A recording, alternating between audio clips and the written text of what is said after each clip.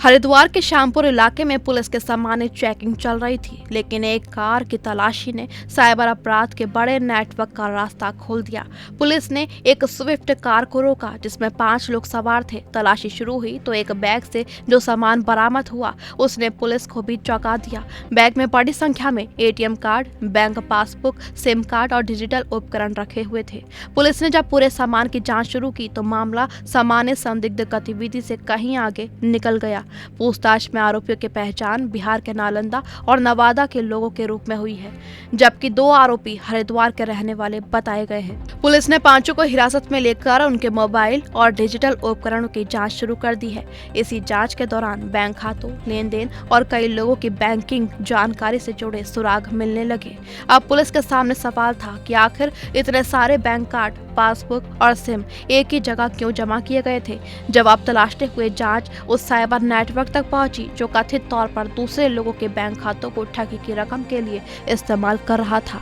35 card, करोड़ों का खेल। पुलिस की शुरुआती जांच में सामने आया है कि आरोपित स्थानीय लोगों से उनके बैंक खाते, पासबुक, एटीएम कार्ड और सिम हासिल करते थे। इसके बाद खातों के एटीएम पिन और यूपीआई की जानकारी अपने नियंत्रण में लेकर इन खातों का इस्तेमाल साइबर ठगी की रकम मंगाने के लिए किया करते थे।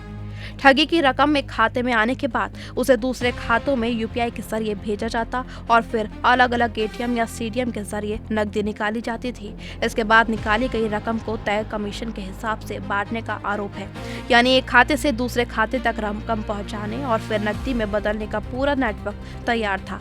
पुलिस को अब तक की जाँच में 2 करोड़ 75 लाख रुपए से ज्यादा के संदिग्ध डिजिटल लेन देन के सुराग मिले हैं।